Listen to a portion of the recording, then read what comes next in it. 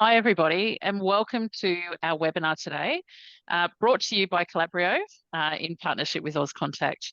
Our session today is going to be an absolute treat. We are going to hear about the transformational journey of Tabcorp and how they've revolutionised their workforce management function and how this has actually improved the overall effectiveness of their customer operation.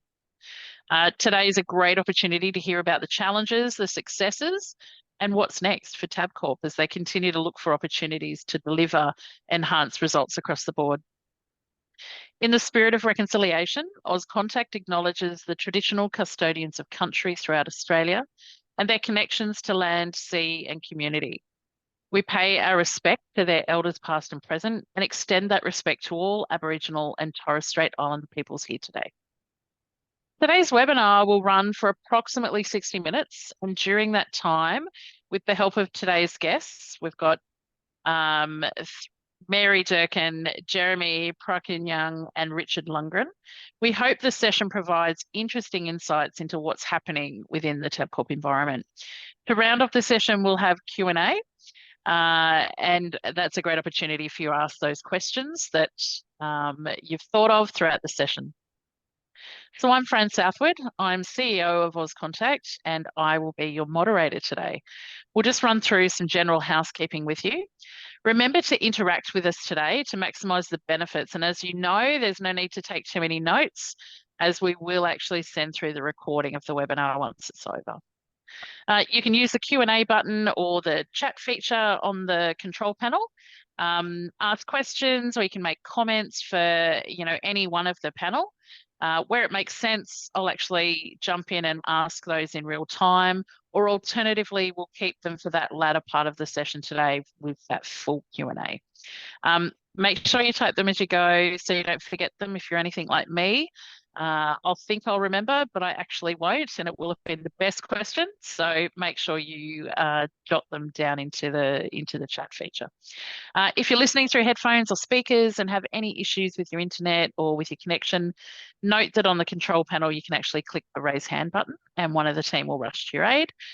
Alternatively, you can actually revert back to your registration email, which actually has all of the numbers, and you can dial in if need be.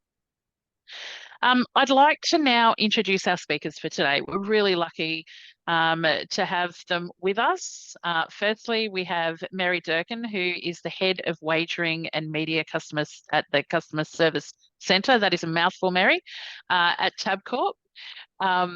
We have Jeremy Prakinyang, who is the Workforce Planning Manager, Tabcorp.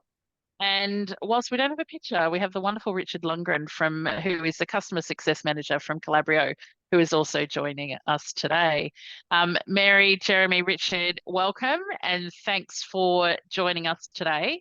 I'm going to stop talking and we are going to get right on into it. Mary, I'm going to start with you.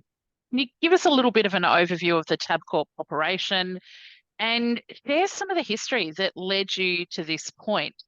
Some of the challenges in the environment that actually made you step in and look for a new solution. Thanks, Fran, and good morning, everyone. Really, really pleased to be here. It's an interesting question, Fran, and actually I was reflecting on it this morning because I'm about to have my 5-year anniversary with Tabcorp on the 18th of this month, and we were just having a chat this morning on how far we've actually come in that 5 years. I think sometimes as you're doing stuff, you forget to reflect back on what you've actually done and what you've achieved.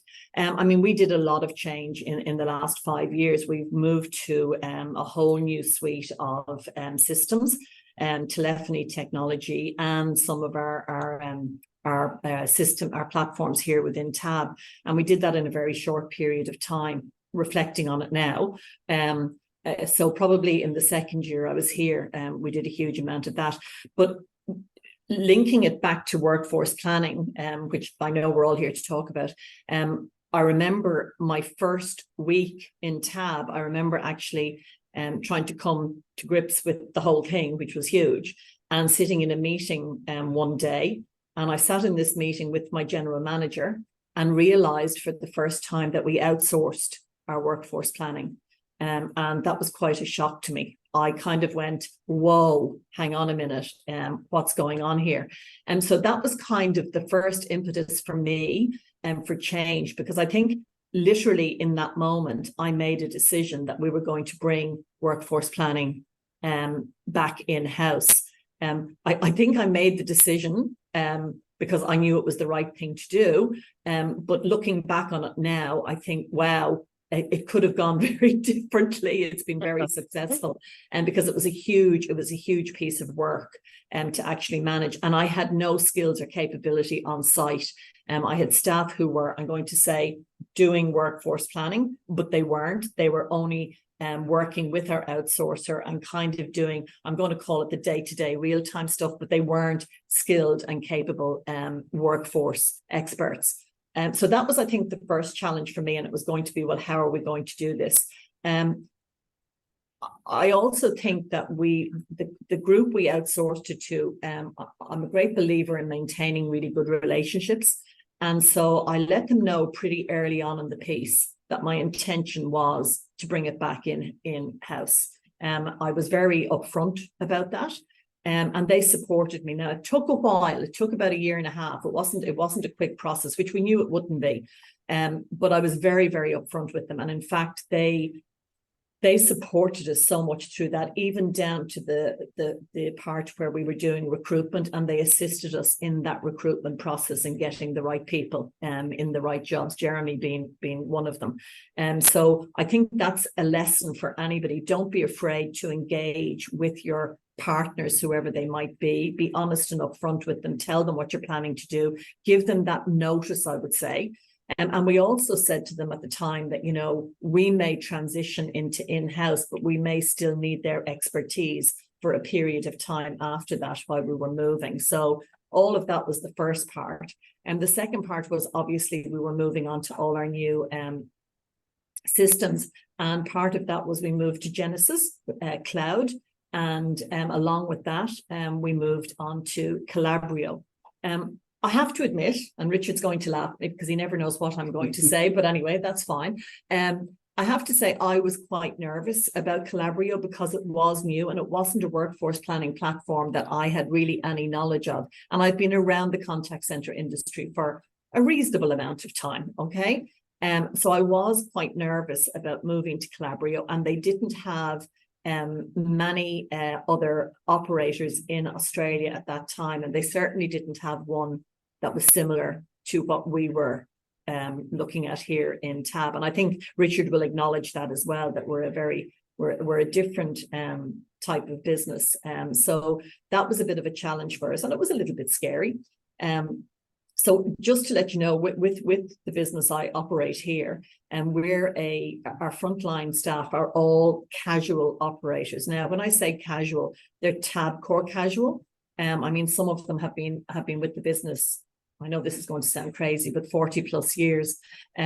So they're long-term operators, but very used to the way that we used to do business. And so workforce planning was something I think that our staff had never been involved in. I think workforce planning and rosters were done to them. And I think that can happen in a lot of businesses. So they had no real input into their rosters. Mind you, we do have an EA, and which can be quite challenging to work against. Well, it was. It's not anymore, I don't think. But they gave us their availability. And initially, it was quite challenging for us because the way the business operated 5 years ago was that we actually managed the business to our operators' availability, not to the business needs. So that was a big change we had to make as well. Now, you take these things slowly. You have to be mindful of your staff. The culture here wasn't good when I came in. Staff engagement wasn't good. So you have to be very careful about how you introduce these changes, and I suppose change the minds of the way our staff understood that we operated. So it was talking about customer more. It was explaining that actually we're not here unless we're doing a fantastic job for our customers. It was talking about business needs, which is our customer. And so it was bringing it all back to customer all the time, and that we have to change the way we operate to ensure that we're meeting our customers' ever-changing needs. And they were changing because we were moving into a much more digital space than we'd ever been in. And that was changing the type of calls we were getting as well. I won't go on too much, but I will add one thing, is that when I came in first, 80+ percent of the staff in the contact center only took what I'm going to call sales calls, which are our betting calls. Very simple, quick 60-second calls, easy. I could see that there was a huge change coming with this. And another decision I made very, very early on, not really realizing the full impact of the change, was that we would have to cross-skill our workforce, and that was never going to work. So that's something we continue to work at. It's not an easy thing to do, because you can't force people to cross-skill. You can encourage them and give them the benefits of it. And so currently we're now sitting at around 63-64% cross-skilled, which is phenomenal. And we continue to look at how we can move that. And that's meeting our customer needs as well, which has changed dramatically. I think I'll stop there and see if there's any questions, or if there's anything else you want me to add. I think probably obviously there's loads of things there that I think, obviously you came in and your eyes would have been, if it was mine, they would have been boggling, saying, oh my goodness, this change agenda is just ginormous, right? But I think importantly, you also recognised that and called out there for us that it couldn't all happen at once. There were small steps that need to happen and kind of set that foundation for how it was going to set you up for that future success. On that first day, Mary, on that first conversation with your executive where you realised that workforce management was outsourced, and I probably would have been similar to you, how did you get your new leadership team, your executive over the line when you sort of said, actually, this needs to come back in? How did you build that case or that opportunity for change? Or did it kind of just morph into, you had new systems, you had Genesis join the table? Like, were there other things that actually supported that shift and that conversation for you?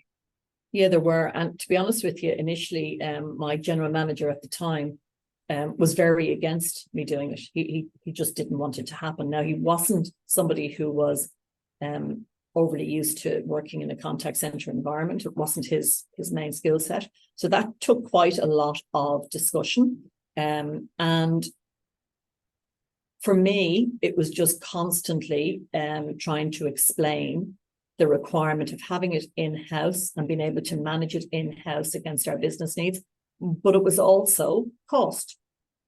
So I had to show the return on investment on bringing it back in-house and what that would mean for the business. So we didn't have much efficiency gain by having our workforce planning outsourced. They didn't have the relationships that we now have with our business stakeholders, which are critically important for this business. When you think of the amount of racing and sport that goes on across the world, every day, 24/7, we have to have a very strong relationship with our internal stakeholders, such as our trading team and different areas, to understand what's going on so that we're resourced properly to manage that. The outsourced company just didn't have those relationships. And so we're missing, not any fault of theirs, but we're missing quite a lot of the nuances that we actually required to be able to roster more effectively and efficiently. So that was a lot of it. Plus, we were paying a substantial amount of money every month to have it outsourced, which I thought, would be better used in-house. And also the long-term efficiencies we could gain from an overall budget perspective, which we have, and we've made those. Also as well, I think bringing it in-house, for me, one of the things I identified was we were not tracking budget very well generally in this contact center 5 years. Well, it wasn't being tracked at all, if I'm being honest. All right. So it was taking ownership and responsibility of that in-house and really understanding our budget and really tracking against that and looking at the savings from a business perspective. As you know, every year you get a budget. It's always less than the year before. you have to make those savings. I think it's the same in every business. I don't think there's any difference. So at least now we could track and we could report so much better as well. So reporting was going to be a key part of this. So all of that.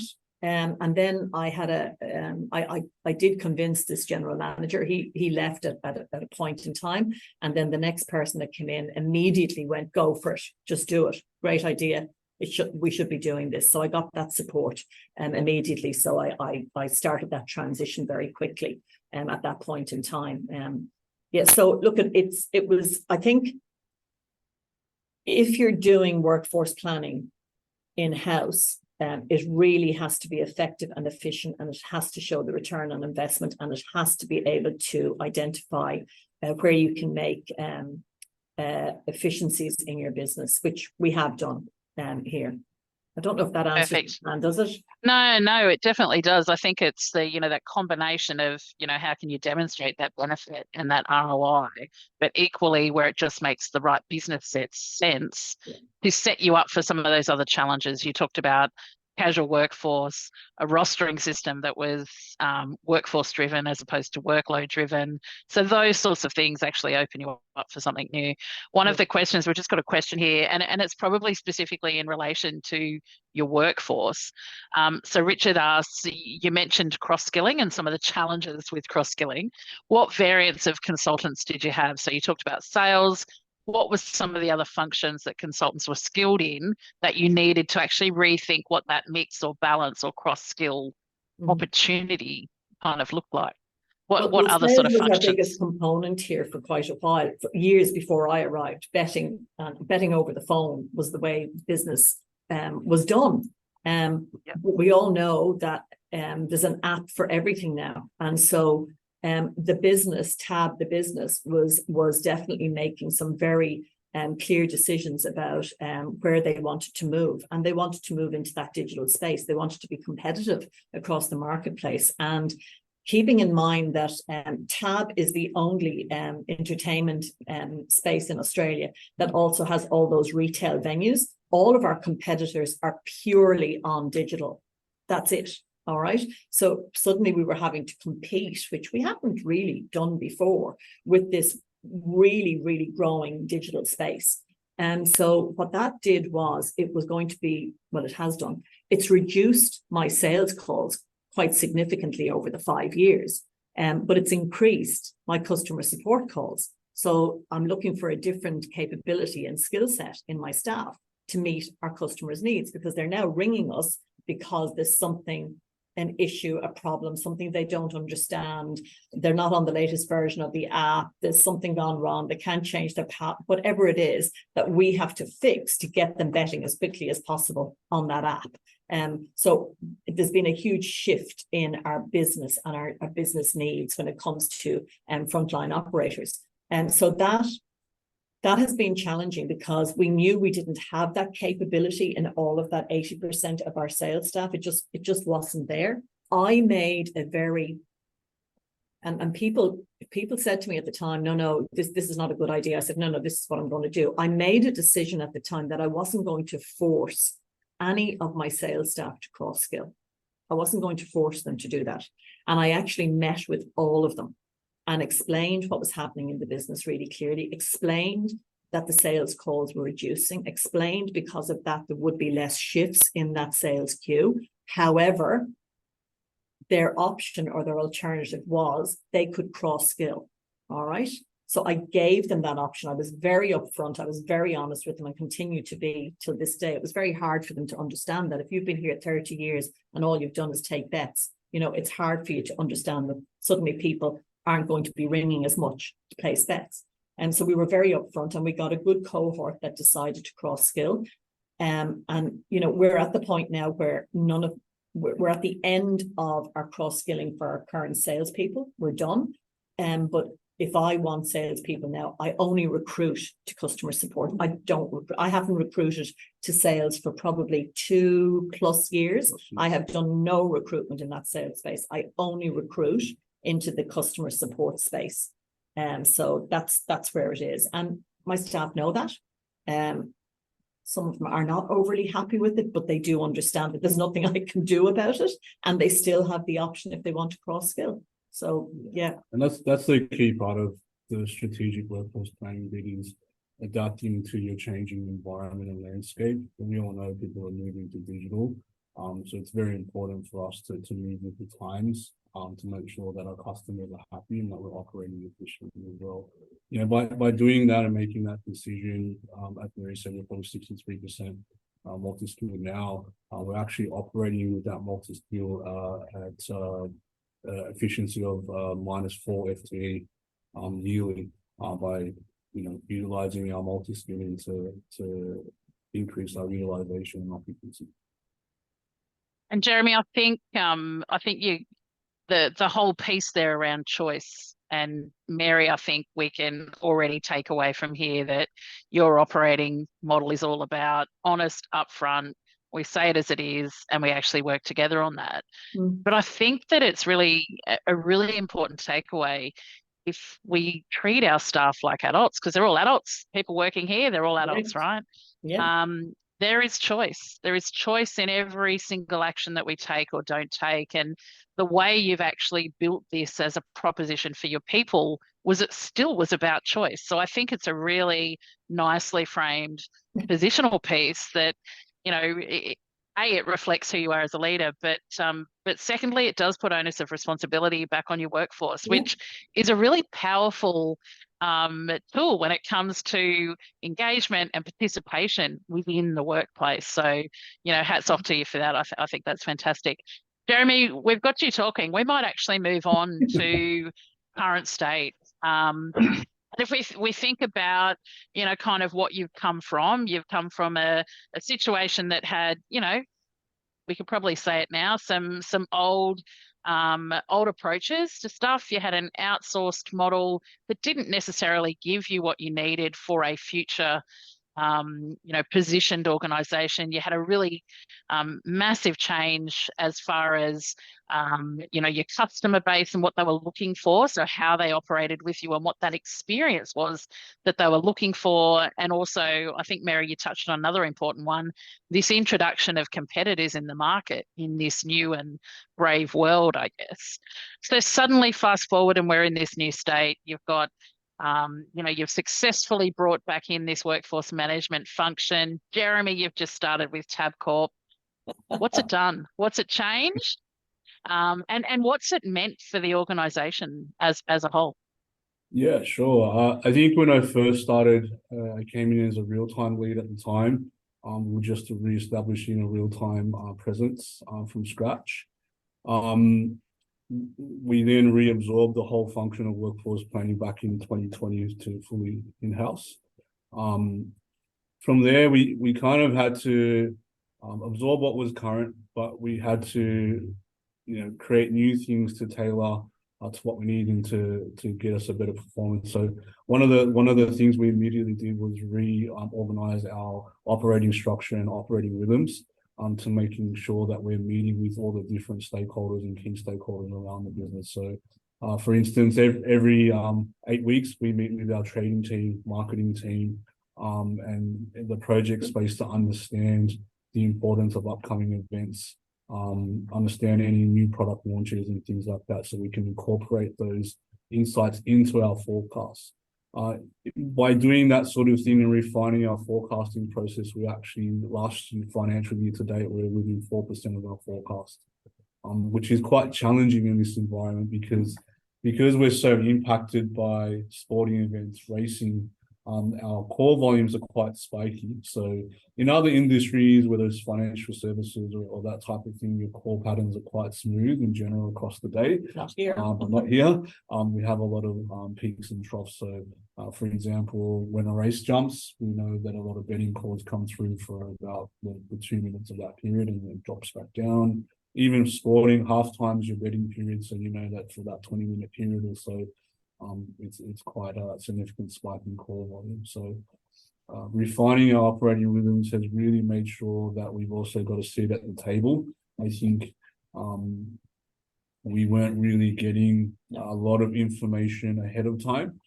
we were getting it sort of after the fact or just before the fact, which from a workforce planning perspective is quite disastrous because we don't have enough time to train people, plan, have enough people in the right time, right place to accommodate those changes.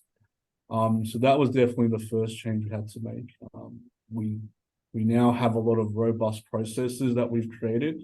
It was quite a education journey, sort of educating our stakeholders and management into what workforce management actually is, because you only really see, in actuality, the tip of the iceberg. You only see the end result, which is, you know, who's rostered on, who's rostered off. But behind that, there's a lot of analytics that goes into it. So we cleaned up things like leave processes. We educated our staff that you could input your leave into the Calabrio system, where workforce management will review those and improve those. Because we want to make sure that we're offering flexibility options to our staff as well. So in actual fact, we approve about 97% of leave now. And then the other 2% of that take up the flexibility options around shift swaps and things like that to accommodate those as well. We had to make sure that we had the right sort of recruitment strategies in place. So there's two pretty big seasons here at Tabcorp, which is Autumn Racing Carnival and the Spring Racing Carnival.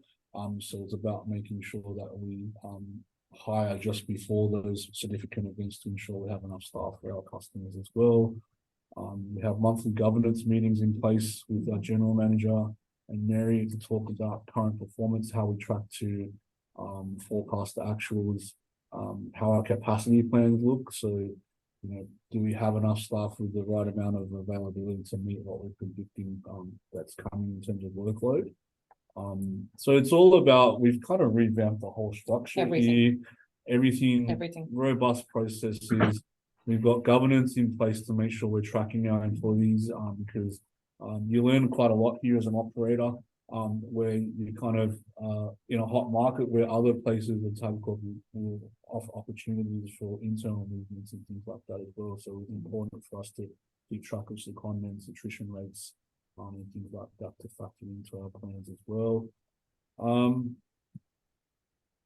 Yeah, so you know, even establishing a budgeting process, as Mary said, budgeting wasn't done at the time. We had to, once we refined our longer term forecast, we were able to use that for financial year budgeting. In actual fact, last financial year to date, we tracked 7% under our budget, by making sure, again, that we're having the right people at the right place at the right time, and that we're rostering and adjusting our forecast to trend as well, and, you know, taking into account any upcoming impacts as well. So yeah, even adherence to schedule was a thing. When it first came, it wasn't really being tracked as such. And we implemented or created visibility around adherence to schedule, and that helped us improve efficiency as well. So we're tracking at about 92% adherence to schedule now, as opposed to before we're probably around the 80% mark. If we were lucky. If we were lucky. So yeah, it was just really, we have a lot more sort of understanding now. We have a lot of great robust processes in play. We have a lot of great communication and relationship now with all of our stakeholders from across the business. I believe we have a great relationship with the operators now as well. We've taken a lot of learnings from them and their feedback on board about certain things as well. Like one of the things when I first came was we were break optimizing on the day. So by the time we were in to break optimize, there were already a bunch of people in taking phone calls. So they just all of a sudden seeing their breaks and schedules change. So immediately we changed those sorts of things as well to try and accommodate our operators as best as possible as well. So yeah, so I think we have the right balance now in terms of business, in terms of efficiency, and in terms of making sure that we're offering our staff the right amount of flexibility as well. Yeah. To be honest with you, I don't think our staff really understood how workforce planning contributed to the business. I don't think they got it. They do now. They really understand it. They don't always agree with it, but they really understand it. And there wasn't that understanding. So we did a whole education piece as well with the staff, and we continue to do that. Jeremy often still has meetings with staff to discuss different things that we're implementing. But I think they have a much better understanding now that it is around business needs and it is around customer. And that's where workforce planning comes in to make sure we're doing that really well. And the other thing I would say is, for anybody out there who doesn't do it, monthly governance meetings. Please, if you're not doing them, they are so important. And they really keep you on track. You know what's coming down the road. You know what you need to do and what you need to plan for. It also keeps you on track with budget. And I don't know about you guys out there, but like Jeremy spoke about last year's budget, but this year, we've already had 2 stretch targets put in place for us since budget was put in place in July. And now, I can honestly say that the stretch targets for us are also reliant on a lot of other work that's happening across the wider business. So new things that are being implemented. But what we do is, and this is kind of, well, I think it's pretty basic, but I don't think a lot of people do it. We actually measure to our original budget and then to our stretch, so that we can keep track and we can go back to the business and say, well, hang on a minute, we didn't meet our stretch budget, but we met our original budget, which is what we put in. And the reason we didn't meet our stretch budget is because all of these things over here that were supposed to be implemented outside of our control haven't been implemented, and therefore we haven't gained those efficiencies. But we're tracking against all of it, which I think is critically important. And I'm not a finance guru. This is just logical stuff for me that I think, and Jeremy is the same, that, you just have to be able to go back to finance, particularly when they go, well, why didn't you meet your stretch budget? You go, well, hang on a minute. The reason is you put this in because you thought this was coming down the track, but it hasn't. But we are meeting our original budget, which is what we gave you. So, yeah. And it's quite powerful, isn't it, Mary, when you've actually got the backup and, the actual data that supports the operations. So you talk about a pre-period where some of this stuff wasn't even visible to you, and now suddenly you've got it at your fingertips, and you can use that to build the right narrative, not just with your staff, but also with your executive.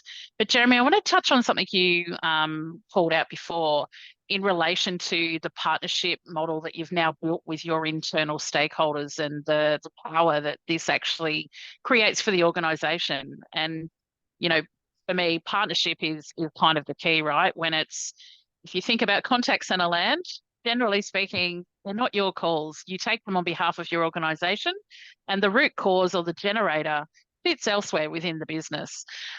So the more influence and the more opportunity to negotiate and liaise with those other areas or other parts of the business that are actually often the generators of unintended consequences, sometimes phone calls, sometimes system support requirements and things like that. So the fact that you've actually built now this relationship that sees you, not just at the table, but part of that very early conversation, sounds like it's actually having some really powerful results. So can you sort of share a little bit more about that? Yeah, absolutely. I think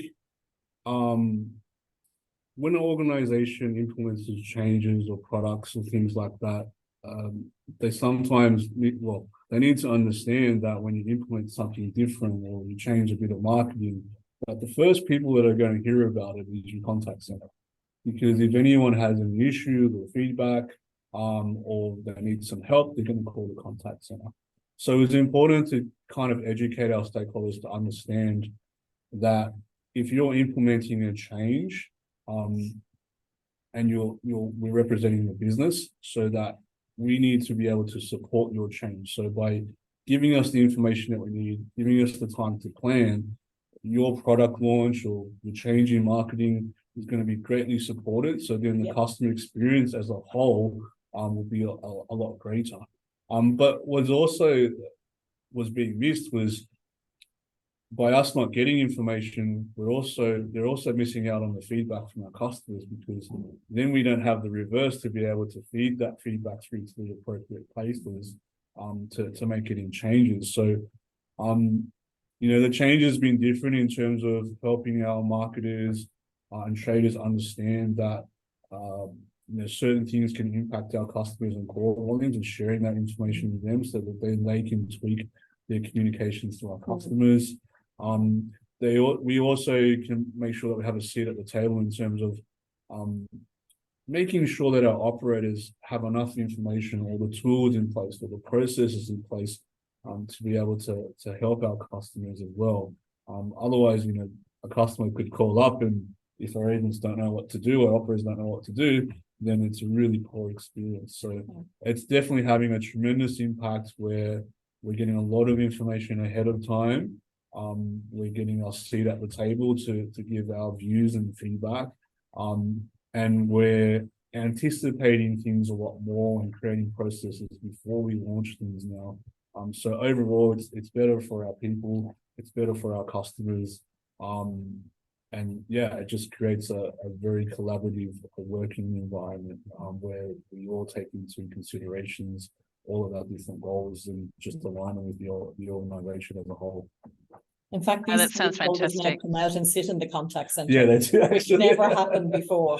And when I Yeah. built the new contact center, I actually built a stakeholder space on the floor in the contact center.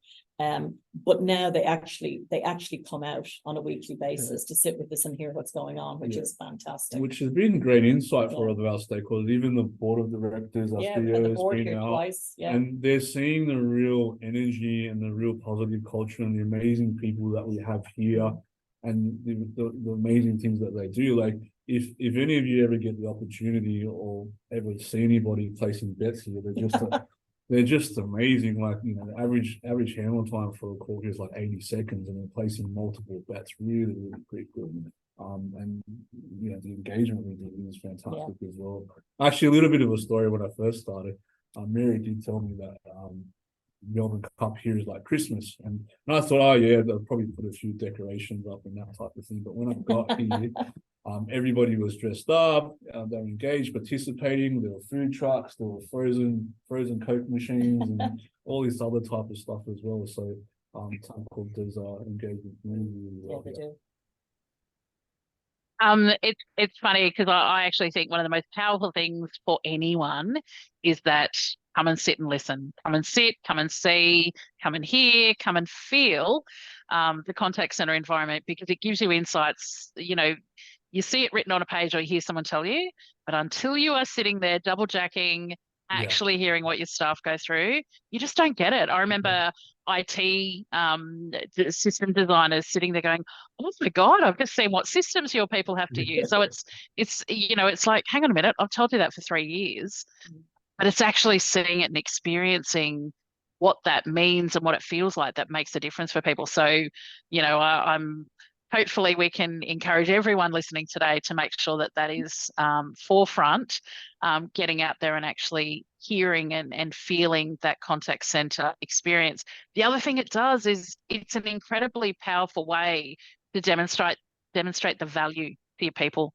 So your contact center operators sitting there with a board of directors or your CEO or your GMs who actually have questions and want to know what they're doing and talking to them, the feeling that gives your people is just empowerment on steroids for a start, because they feel listened to and they feel valued, but actually they are valued and they're sharing insights that help someone else walk away with something. But it's a really powerful tool for engagement and connection for your people. So I'm sure you guys have seen some real results from that, particularly given all the other change you've had to go through with your people.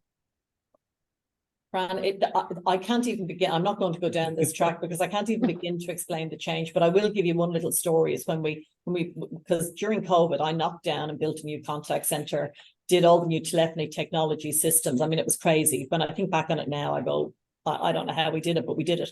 But one of the lessons we learned was that when we implemented all of this new wonderful shiny stuff, we went to Genesis Pure Cloud, we went to Calabrio, we had all these new shiny tools, and we had a new betting system, Abacus, which was just so much simpler than the other one. It was really easy to use, and we had everything, and we had all new hardware on the desks, 2 screens, and it was just beautiful sit-to-stand desks and the whole shebang. And we were looking at training our staff on the new systems. So we had a whole training plan, whole comms plan, everything was organized. We were clapping ourselves on the back. Yeah. And I remember sitting in a meeting one day with the team, and we were going through all of this stuff. I'm going, yeah, great. And I suddenly stopped and I went, everybody stop. I said, we've missed a really crucial part of all of this. I said, we've missed a step. And they went, what? And I said, our staff, our current staff, this was 4 years ago, our current staff at that point didn't have access to email, had never used a mouse, and had never seen two screens, ever. They were working on these little, I don't know what you call them, terminals. I went, we've missed a crucial step here. I said, we have to step back one, and I said, we have to bring all of these staff into a training room before we do anything else and just train them on using a mouse, understanding how to use Outlook, using two screens, having a headset on, because they had a phone. They were working off phones. So, and everybody just went, oh my God. And if we hadn't done that, I promised my staff at the time, those staff that were here 35, 40 years, I promised them I'd get them across the line. I promised them that. I was determined to do it. And we got everybody across the line. And there were a few that still come up to me and go, oh my God, Mary, I don't know how we did it, but we got them across the line. But I think you have to be really mindful of your people and really think about what, because you sometimes go down that tangent. Yeah, we've got our training plan in place and we're all go. No, we weren't ready, but we got there. Yeah, we stepped back. It's always those little things that are huge things, but the little things that can trip you up. Yeah. We've just got a question here, and Jed, I've seen your question. I'm not ignoring you, but it's our next slide, so you're just going to have to be patient for a second. But we have got a question, and Jeremy, I'm hoping you can help on this one. In relation to the process of how you share or manage your forecasts and your schedules with your teams, so have you got full visibility? Can people see what's coming? You talked earlier about how they put in preferencing for shifts or availability. How is it that you now have created this world of, I guess, visibility? And how often, do you share it monthly as far as forecasts go, or do you keep forecasts out of it as far as what your people see? As far as what our people see, they don't really see the forecast. We do generate their rosters the 5th week in advance. It used to be 4. We increased it by another week just to make sure we had a contingency in place. It was really just creating robust processes to let them know this is the appropriate way to change your availability. So then they're able to have those flexibility options as well. But as Mary said before, it's also educational piece because our core trends are changing. So we've been very transparent in letting people know about potential roster changes because a downward trend in sales calls, but an uplift in customer support calls. And even applying for leave, that was an education process as well. This is how you do it in Calabrio. Please make sure you put in notes that we understand what you're trying to do if you wish, and it helps us make a decision on how to improve your leave. Like if you're going to go on a trip to Japan, well, am I really going to say no to that? So it's important for that communication to be there back and forth as well. And it's just, it was just really just being transparent with where the business is headed, where the core trends are happening. How do you do things? How do you adjust things? What flexibility options do I have? So that's pretty much the predominant thing that they see. And it's a lot of, we do regular bulletin articles every week as well, reminders, hey, this is how you change your address, hey, this is how you change your availability, hey, these sporting events are coming up, we might have some additional hours available. Does anyone want to express interest in increasing their hours for this period in time? We came up with a robust additional hours process weekly, which we work with our uni delegates on to advertise any additional hours that we need. So it was just really creating those robust processes and educating staff where we don't really get too much noise. Do you want to talk about the shift though? Because again, I have to come back to our staff were all casual. Yeah. So if they don't work, they don't get paid, right? So, if somebody takes leave, they don't get paid for their leave. So there's no advantage in it if they're taking leave. But what I found was when I came, I found it really weird, but again, I'm a bit strange sometimes, right? But I found it really weird because at the time, my leadership team got really stuck on this thing about if staff apply for leave, will we give them the leave? And I'm like looking at them going, but they're going to take it anyway. There's no advantage in it. They're going to take it if they want it because they don't get paid. I go, why wouldn't you give them the leave? Well, we need them here. And I go, but they're not going to come in. If they've decided they're going to take next Monday and Tuesday off, they're going to take it off. What we need is for them to tell us in advance they need it off. And then we can make plans to either, if we need it, backfill it, or if we don't, we don't. And then we save some money. But I don't understand the logic of this forcing people who are casual to come into work. Like they would literally refuse leave. And in my head, it just didn't make sense. So you've done a lot of work on that. You can talk to that.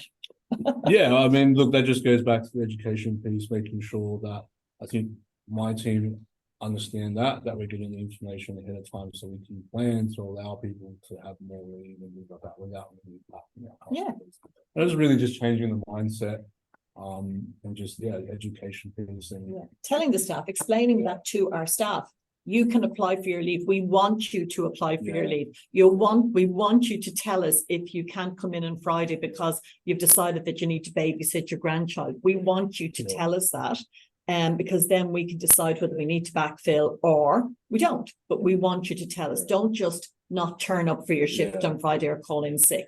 Please let us know. So that's been a real shift in mindset for leaders and for our staff, that they go, because staff actually said to me, we don't tell our leaders anymore that we're going to take time off because they always refuse it. And as I'm with you, Mary, I would have thought, well, you're not really applying for leave as such. You're just telling us you can't be there. So, And maybe to answer Jed's question is, being workforce planners, when everything's going well, you don't really hear much from the operators. But here on a number of occasions, we've received compliments about how we've accommodated staff, how the rosters are being built. So that was great for us to hear because we do seldom hear that because when everything is going well, it's just going well. So it was great for some of our staff to really share that feedback with my team that the rosters are being built right. I know there's always going to be little complaints about not getting enough hours, but that's outside of my control. But yeah, I think that's the telltale sign for me that it's being done right. We have the right processes in place to make sure they're accurate and appropriate adhering to the EA, and that type of thing. From a forecasting perspective, I think that's shared a lot more with our stakeholders in terms of Mary, general managers, finance, and that's where we kind of share that type of work and the success there. So if you think about, Jeremy, you talked before about, you're sending information out, sort of news bulletins and things like that. And you talked a little bit about insights and results that you're also gathering through both your platform, but of, what you're actually sort of delivering. Are you sharing results with your people? So there's a question here in relation to how do you promote how WFM helps teams achieve goals and your KPIs and the rest of it? Is it more that it's just as your change program? And probably my head goes to, some of the challenges with the changes to sort of, psychosocial hazards and things like that in the workplace, visibility of forecasts, visibility of cues that are, bright red on flashing boards actually can put an organisation at risk, liability-wise, right, under the changes to the legislation. So actually there's this balance that we've got to come up with that says we're trying to remove any pressure on our people, but equally we want them to understand the impact they're having on customer, the difference they're making to what it is your goals are as an organisation. Do you find that your new structure for WFM and your whole solution actually helps you communicate success to your people, helps you connect them to what it is you're achieving? I believe so. We do a lot of communication here around, you ask, we listen as well. We do take on their feedback. We do communicate out in terms of what our service levels are, what we're trying to achieve. Yeah, so overall, yeah. I think what we don't do, Fran, is I've always made it clear to all staff that they're not responsible for the number of calls that are on that board. Yeah. They're only responsible for the call that they're dealing with.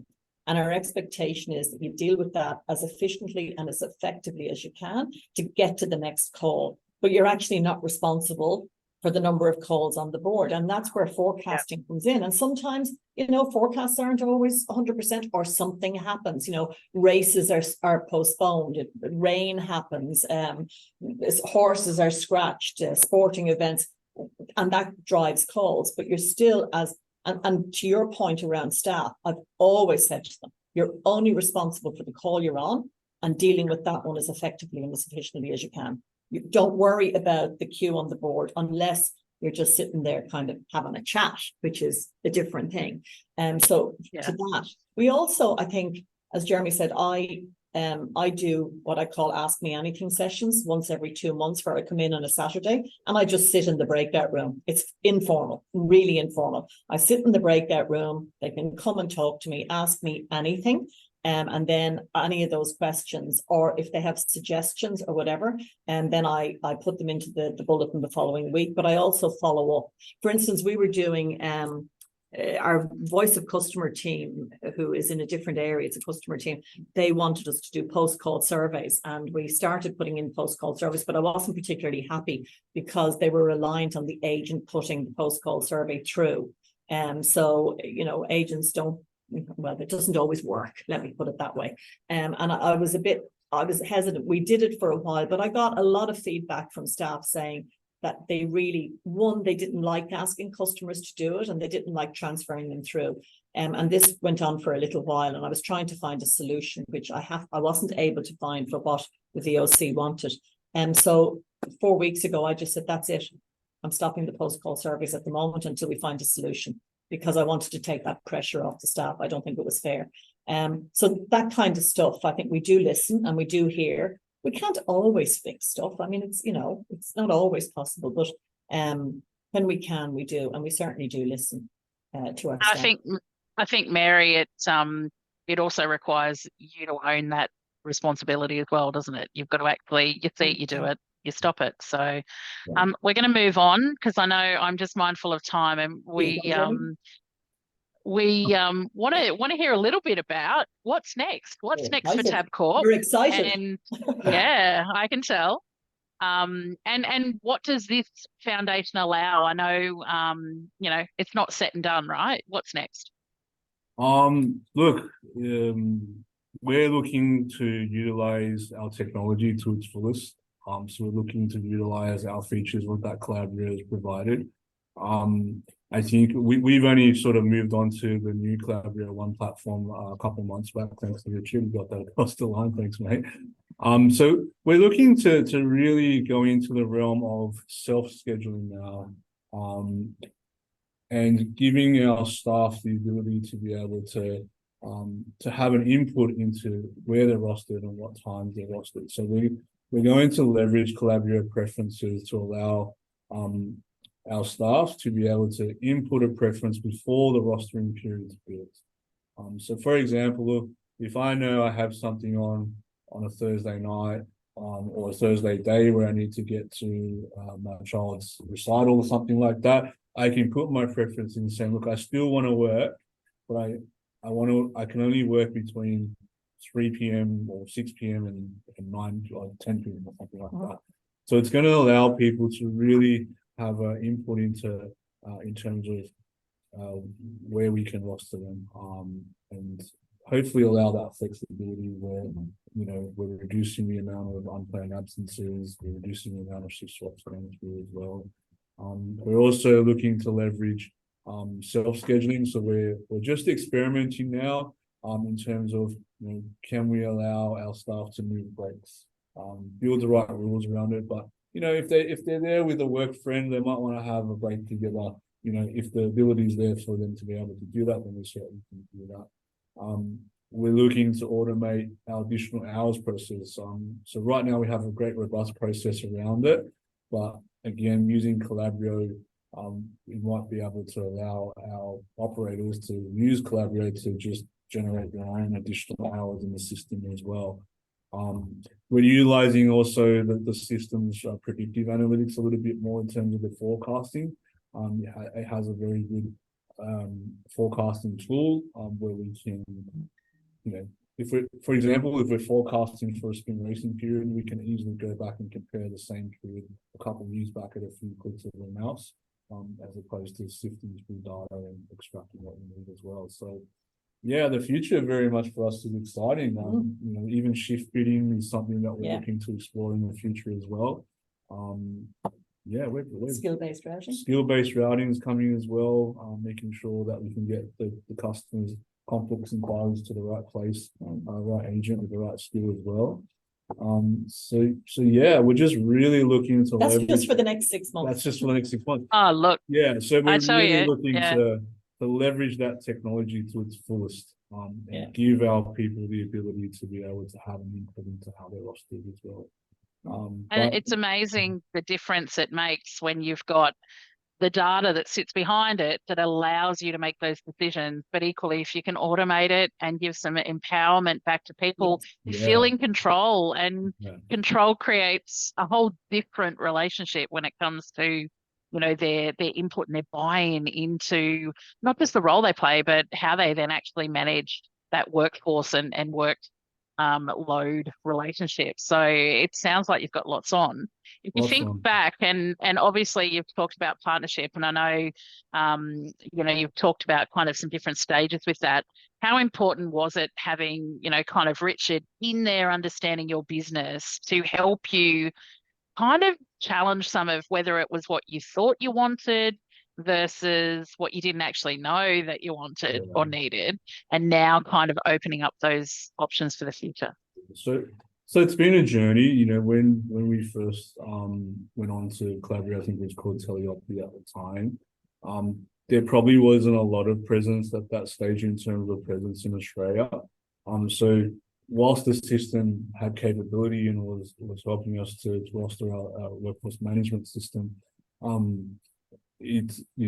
was probably more that we could have done with the system to utilize it in our business. So I guess what I'm getting at is now Richard coming on board in the last year or two, and having that presence here and working with Richard and the likes of our other partners, QPC, to really leverage the technology and to have someone there to support you and guide you and help you with questions and queries and see if you can customize things or things like that has definitely been the key. I think really big in the last sort of 6 to 12 months, where we're making progress now and we're utilizing our system a lot more, and it's definitely helped my team to and it's helped everybody to make sure that we're able to explore things and use the systems in the right way and get the right support we're needed as well. So it sounds like it sounds like this is just the beginning for Tabcorp.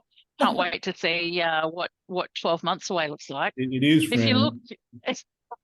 If you look back on though, the last couple of years, is there anything you'd do differently if you had your time over again, or in fact, did what you learned from those things that didn't necessarily go kind of as well as you'd hope, they actually teach you other things? Like, is there something you do differently? I don't know. I don't know that we do it differently. I think maybe in some areas we would have slowed down a little bit, but we couldn't. Because when 5 years ago we were going through what we called integration with lotteries and I've forgotten now. It's gone. Anyway, we were going through an integration process. It's gone out of my head. But believe it or not, this year, 12 months ago, we demerged from all of those. So we've been through the most phenomenal journey over the last 4.5, 5 years. And sometimes I think we're a little bit change has been massive. And I've been through change before in organizations, but I haven't been through change like I've been through in Tab. So I think we're all a little bit tired from the change, but it's not going to stop. it's not going to stop because we've demerged. Our CEO has a really good future strategy plan. He wants to move us to a certain place in the market, and we all have to join in that journey with him. And so I don't think it's going to change. Would I change anything? No, I don't really think I would. I don't think, as I said, maybe slow something down a little bit and take a breath, but I wouldn't change. I think we've come out of this really well, and I have a superb team. I have just got the most amazing team of people here. And the journey is continuing for workforce management, because we've done it so well that we're expanding my portfolio. So we're now moving away, not in a way, but we're going just from contact centers, but we're moving into the operational realm, looking to put our fundamentals in place for our field service technicians, our people in race day control, and possibly some other areas in the future. Myself and Jeremy hatched a plan about 2 years ago, right? We hatched a plan, and it's actually come to fruition. So he is now heading up a centre of excellence for workforce planning across a very large operations team. But we were hatching this plan about 2 years ago. So he's done a fantastic job, and he's been recognised for it. So it's wonderful. Yeah. It's been that's fantastic. Journey, like when you say you can change things, I don't know if we could have, but I think we've enjoyed the journey along the way as well. It's been massive. Yeah. Well, it sounds like it has been, and I know there's a couple of quick questions there, and Richard, maybe one of them's for you. The Calabrio one-to-one support that Jeremy talked about there, was that an additional cost for the business, or was that part of the partnership? I don't know that there's a straight or easy answer to that one, right? There's not a straight answer. No, there's not a straight answer to that. It really depends on the business, the customer. And look, I just want to add that working with Mary has been an interesting journey. It's really interesting to find someone who has that deep understanding of the value of workforce management and the criticality of it, because I've worked with a lot of customers over the past 20 years in this space, and so many have not had the interest or the understanding of the criticality of workforce management for the organisation. Mary kind of brings that to the table. It's been a challenging journey for the past 12 months, but very interesting, I must say, because they are such a different organisation to work with. So always on your toes, thinking of different ways to do things, thinking of a different way to help TAB get to where they want to be from that perspective. And I think, Richard, there's some real power in actually having someone like Mary who has that experience, because she's going to challenge you as well. She's going to give you opportunities to learn more about your...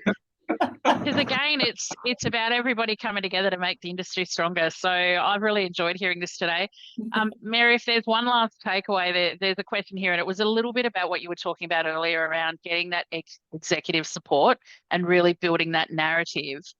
There's sometimes you're in an organisation where you don't have the senior leaders that actually understand it. So Richard, to your point, if you don't have people understanding the value of WFM, it's a really hard position to actually come from to get them over the line. So are there any 30-second tips on how do you build the opportunity to actually influence and change when those senior leadership teams are making decisions without really understanding WFM and the importance or the difference it can make for the organisation?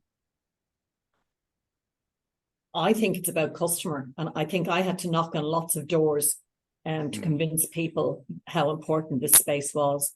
5 years ago, we weren't the TAB Customer Service Centre. I rebranded us. I've actually rebranded us. We are now the TAB Customer Service Centre. We have polo shirts with it on it.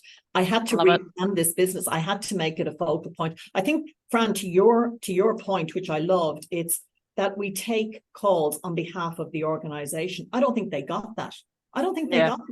They didn't get that that's what we did. And I always used to say, this drives me mad. I used to have marketing areas coming along and saying, if we didn't have all the information, they'd say, but you only might get a few calls on that. And I'd go, I don't care if I get one customer. One call is as important as 1,000 calls to me. It doesn't matter. And I think it's just educating, continually meetings, just banging on about it, just continually reinforcing the importance. And then it's about encouraging people to come and sit here.